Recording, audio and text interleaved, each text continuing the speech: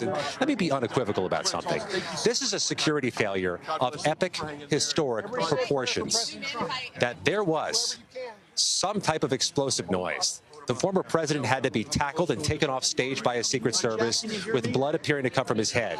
That a crowd of thousands at a presidential rally had to hit the ground, some of them colliding with each other, equipment falling on their heads and our heads at one point.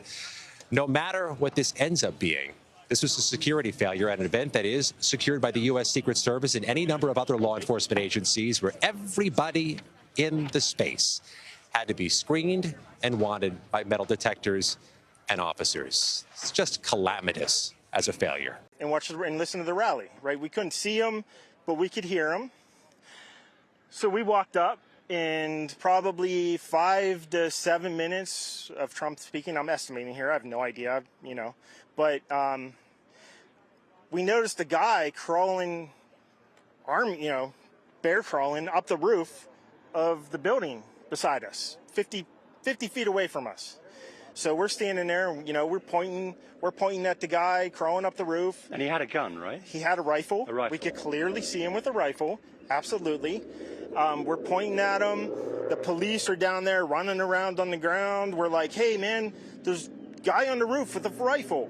And the police were like, huh, what? You know, like they didn't know what was going on. You know, we're like, hey, right here on the roof. We can see him from right here. We see him. You know, he's crawling. And next thing you know, I'm thinking to myself, why is Trump still speaking? Why have they not pulled him off the stage? I'm standing there pointing at him for, 2-3 minutes. Secret Service is looking at us from the top of the barn. I'm pointing at that roof, just standing there like this. And next thing you know, 5 shots ring out. So you're certain that the shots came from that guy on the roof? 100%. 100%. And he was up there for a couple of minutes. He was up there. You saw him up there for a couple of minutes. Absolutely. At least 3 to 4 minutes. And you were telling the police and the Secret Service. We were telling the police. We were pointing at him for the Secret Service, who were looking at us from the top of the barn. They were looking at us the whole time when we were standing by that tree. Could they see binoculars? Could they see him? Probably not, because the roof, the way the slope went, he was behind where they could see. But why is there not Secret Service on all of these roofs here? I mean, this is not a big place. Did you see, I mean, obviously everyone, when the shooting started, everyone was very panicked. Did you see what happened to him at all? Oh, yeah, they blew his head off. Okay, sorry. Secret Service blew his head off. Okay, just be careful because we don't quite know who's watching, but you're pretty sure they shot the guy? Absolutely, 100%. Okay. Yep. You saw that happen? Yep. Okay. Yep. And did you see them go up to him afterwards, or? They crawled up on the roof. They had their guns pointed at him, make sure he was dead. He was dead, and that was it. It was over. That's exactly where I heard him come from. What did you see, sir? I heard the shots. I thought it was firecrackers to begin with. Somebody over there was screaming, he's been shot, he's been shot. So I made my way over. I said, I'm an emergency department physician. Let me help you. The guy had spun around and was jammed between the benches. He had a headshot here. There was lots of blood, and he had brain matter there. Oh, and so I got him. There's a helicopter coming in to get him. I got people there really helpful. I got Was him there only up one on the person bench. shot that you saw? Then I did CPR, did chest compressions as well as I breathed for him. One person? I was the only one who did it. We need to evacuate everybody.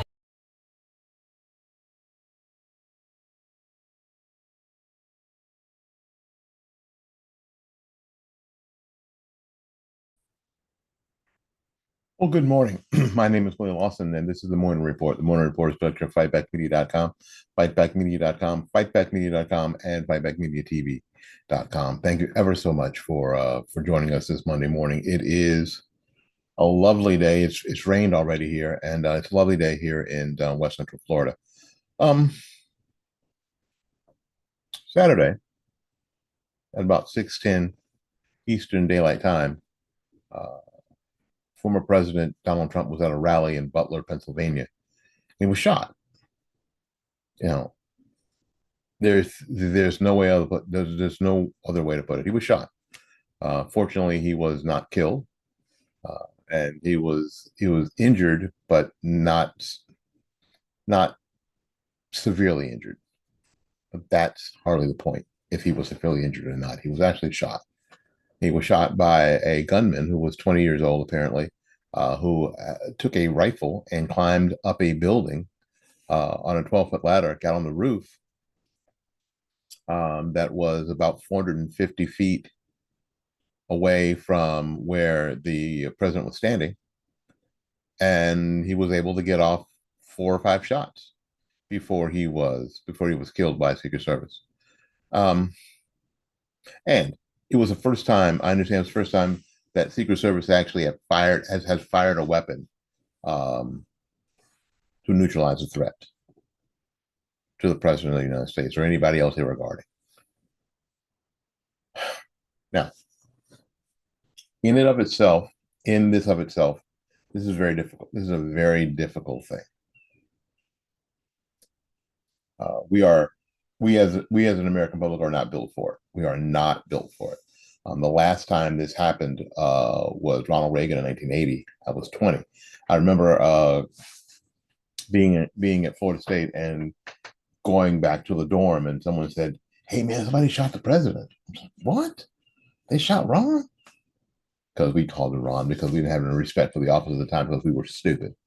The thing was, though, although a lot of people didn't agree with Ronald Reagan was a likable person, and we kind of liked Ron. They shot Ron. That ain't cool. But we knew instinctively that's not cool. You don't kill the president, man. We don't do that, right? Because we're supposed to be a lot more civilized and a lot more, evolved. But now, in this particular instance, that happened Saturday, are we more evolved? There's a lot of back and forth right now of who's responsible for this. Now, first and foremost, I'm going to try to stay consistent. The person who pulled the trigger is ultimately responsible. The person who pulled the trigger is ultimately responsible. Now, what creates that sort of atmosphere that a 20-year-old who had to know that even if he was successful, he was going to die. He wasn't getting off that roof. He wasn't climbing down off that roof, getting in a getaway car and hopping in a plane and going to Argentina. That wasn't happening. That if he did get off a shot, that would be the last thing he ever did. Right? He had to know that. What would create an atmosphere? What would push him to say, it's worth it? It's worth it. Because here's the scary fact. He had to think he was doing something good. Almost every person who ends up in this situation, who puts themselves in this situation, believes they're doing something for the greater good. What would create that sort of atmosphere in the United States surrounding one person, the person of Donald Trump? No. I've always, on this program, always been real honest about Donald Trump and all the warts that come with Trump. Trump is brash, abrasive, obnoxious, crude. And yeah, and those that supported him, or when I said supported him, I mean voted for him in the general election, knew all that going in. Knew all that going in, was baked into the cake. But the vitriol against this person seems to me to be out of balance. I don't know how else to put it. It seems to be out of balance. This whole idea of being a dictator, of being an authoritarian, of being all these things. Hitler. Anytime, especially with the left, anytime that we have a political figure that doesn't agree with their social agenda, they're immediately Hitler. because that's the worst white person they can think of. It isn't like we call Barack Obama Mao or Bill Clinton, Stalin.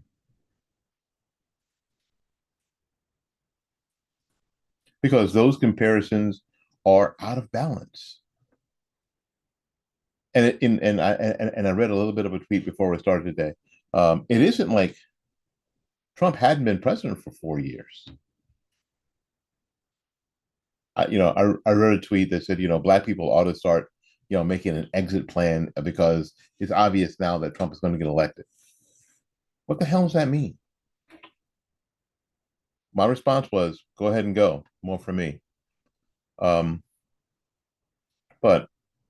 this idea that things are going to go right, we're going right in the tube if Trump gets elected. He's already been president for 4 years.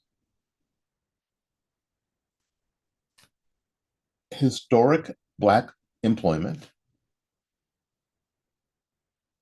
really low fuel prices, and when fuel prices are low, every other price goes with it. If fuel prices go down and stay down, everything else goes with it because things are cheaper to move.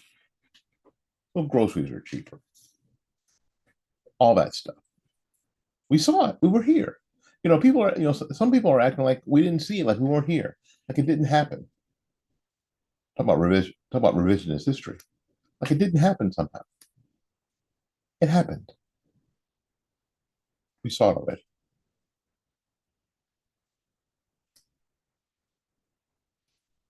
And what we see now is ridiculous border crossings that are bankrupting cities.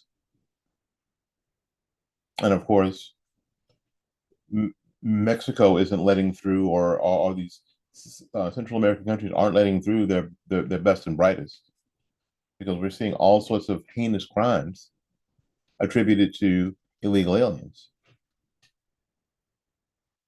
There are people from various parts of the country that are here in this country and that are from areas of the world that hate us. And we don't know where they are. Most thinking adults understand that this is a problem. This is a problem. And it's going to play out, and it could very well play out in some really, really scary negative way. And that isn't being xenophobic. That isn't being racist. That's just being realistic. Not that we haven't already seen it. Again, we've already seen it. We've seen people come into this country from places in the world that hate us, and those people came legally. Some overstayed their visas, yes, and caused the worst terrorist attack on U.S. soil in history. Now, when you and I mention, because graybeard, when you and I mention 9/11, we have to remember that happened in 2001. A lot of these people who are on college campuses weren't born yet. People who are championing the Palestinians, and they weren't even born yet. They didn't see the horror on our own soil. They didn't watch the towers fall on TV. They didn't. They didn't hear about the plane crashing in Pennsylvania, the plane crashing into the White House. Into the Pentagon. They didn't. So it seems they have no frame of reference. And of course, in the colleges and universities, they aren't giving them that frame of reference. And parents who saw it did everything they could to protect their children from that horror. Now, some of us watched it over and over and over and over again.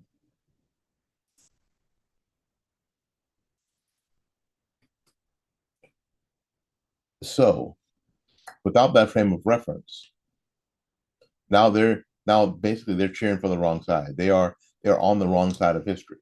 They are. And they're being used. And it's easy for them to be used. I saw a video the other day where this young woman was saying, what we're doing is we're living out what we've been taught, what we learned in college. Not living out the reality of what the world is, and who the world is, and who the world players are, and the history of the world.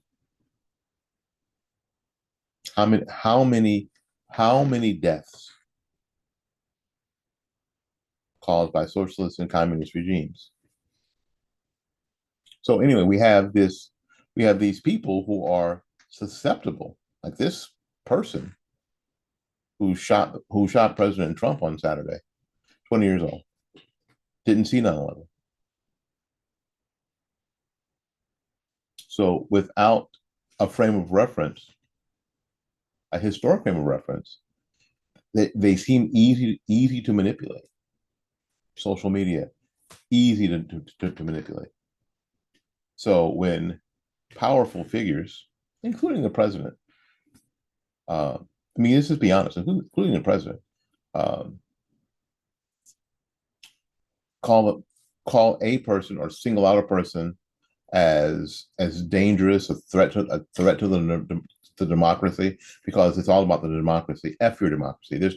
We're not a democracy. We're a republic. Get it right. Right? You know what I'm saying? And social media presents this thought that this person is going to, I don't know, roll back slavery, roll back civil rights, all these outrageous things. You remember when, in the 2016, I'm old enough to remember the 2016 election, where the economy was supposed to crash. We were supposed to end up in a war with North Korea, and all these dire predictions, all these sort of climate change level predictions. And if we get out of the Paris climate accords, the planet would heat up and we'd be dead in 11 years. Thank you, AOC. But none of that has happened. None of that happened. As a matter of fact, a lot of stuff quite the opposite actually happened. And anybody who's been to the grocery store, in the past 6 months, 2 years, 3 years, some other stuff has happened, hasn't it? Anyone who bought gas this weekend, or last week, or the week before, for the past couple of years, has noticed something exactly the opposite happened. Anyone who is the least bit connected to world events knows that something else happened. 2 major conflicts have broken out in the past 3 years. One in the Ukraine and Russia, and of course the terrorist attack on Israel, resulting in the Gaza-Israel conflict. Can you remember a conflict that broke out under when Trump was president? Can you? I can't. Now the world seems on fire. And Joe Biden was supposed to save the world of this. Doesn't seem to have happened. However, MAGA Republicans are being blamed for it. MAGA extremists are being blamed for it. Doesn't seem right. Let's get to it. The rhetoric of the left and the leftist media created this atmosphere for what happened Saturday to happen. This falls right on them. Not just the shooting of Donald Trump, but the death of people who went there just for a political rally. Was this a security failure? Obviously it was. And on that, it seems hard now that to just think it was a security failure. There's so much distrust of these institutions. It is easy to go right in your brain going, inside job, right? Why? Because we don't trust them anymore. Why don't we trust them? Because they have not been trustworthy. That's why. Simple. The CIA, the FBI, they have not been trustworthy. And now it seems this massive failure of Trump's security force, Secret Service.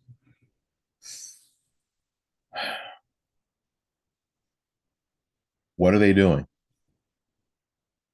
You don't trust them as much as you don't trust them as far as you can throw them, do you? What are they doing? What are they doing? And more importantly, what can we do about it? What can we do about it? Keep your wits about you, because that's going to be very, very important. Keep your wits about you. There is a lot of anger, and understandable. But at the same time, please keep your wits about you. Make smart moves, not irrational ones. And I've said this for a few years now. Let's go ahead and use what's left of our system to repair our system. Continue to pray for your country. Continue to pray for your countrymen.